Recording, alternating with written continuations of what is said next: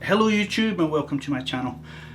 Straight off the bat, two apologies. One, if this light is flickering underneath an LED light, a strip light. And two, the audio inside the garden shed, because it's so bright outside and I needed a dark spot in which to do this. I could have waited till night, but hey ho. Quite often we get asked in forums, I'm a member of the Godox lighting group, a couple of different Facebook groups about Godox lighting, and Canon lighting for that matter. And the same question seems to come up quite often, and I thought I'd make a quick video explain where people are going wrong. So quite often that question is, how do we trigger our camera remotely and at the same time trigger a flash? Seems simple enough, isn't it? We have a transmitter, we have a receiver, and when you got your receivers you'll have had a bunch of cables came with it, 4 or 5 if you've got the Godox naming culture is quite easy. If it's got an R it's a receiver, if it's got a T it's a transmitter. So let's start with the transmitter. I've got this one switched on, it doesn't need to be switched on. Right now I'm going to fire off a Godox AD200. I've got it set in the same settings as this essentially. We're in Group A, Channel 1, and we should be good to go. If I press the test button right now, you'll hopefully see this in this exposure here. Because I've got TTL, only there's a tiny little flash, but hopefully you're hearing the recycle button.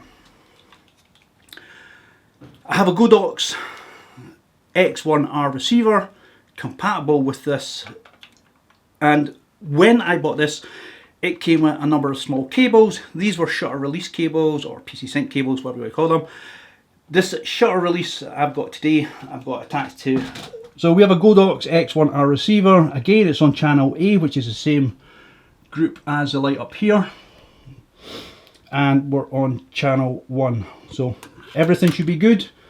If we fire this now, so on top of the flash is set for channel 1 Group A. Shutter release is set channel 1 Group A. I have my remote trigger here, and I'm going to turn this light off, so the video may go dark for a second, but just double check. The camera's awake, so I'm going to put this light off now, and this is what happens. I'll give it my best pose. And there you have it, there's the results. They look, well, they're looking underexposed, obviously. We're just saying to the shutter at the exact same time as when we press this button, flash and shutter go exactly at the same time, which is wrong. So what we need to do is separate the shutter from the flash. So what we have to do is we have to have two transmitters.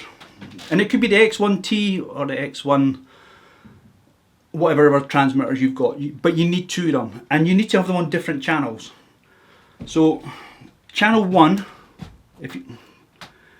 which is already on the same as the AD200, we will leave on channel 1, but instead of holding it now, we're going to put it into the camera. So now on top of the camera, in the hot shoe, we have channel 1, the AD200, they're the same. Whatever this speaks to the flash, but we still need something to speak to the shutter, which is this, and we're going to speak at different times. So we need to change the channel on this.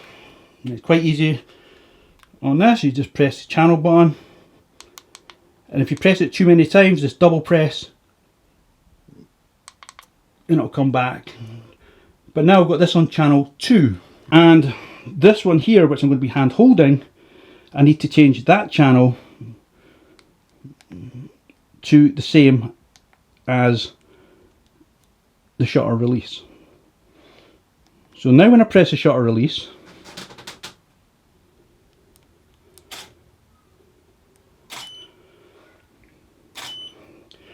we're going to get it flashing in sync. So let's try that again. I'm going to turn the lights off now. So now on top of the camera, we've got the X Pro transmitter in channel 1. We have the AD200 in channel 1. Both of them are on the same group, Group A.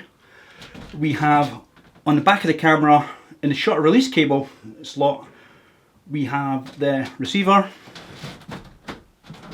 which is in channel 2, as is this here is in channel 2. So we've got this in channel 2. It doesn't matter if it's in manual or if it's in TTL, it makes no difference. It's just sending a signal telling the shutter to go. So let's turn this light off, it'll go dark again, and see how we get on.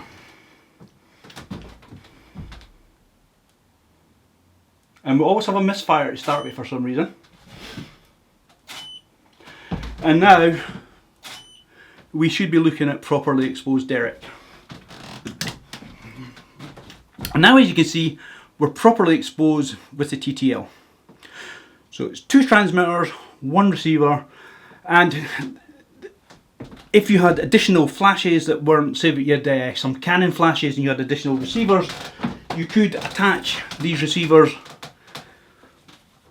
to additional flashes, additional units, as long as the additional flash and additional units are in the same group and channel as the transmitter that's on top of the camera. The only one that has to be different is the one that's in your hand and the shutter release. They need to be the same channel, but all the flashes and receivers need to be on the same channel. Okay, hope that all makes sense. Thanks for watching. Do apologise, I'm a bit hot and sweaty because this, I'm actually standing inside my garden shed and it is like a furnace in here. There is no air coming in and it's too bright to open the door. As you can see, it's really hot outside. So thanks for watching. See you next time.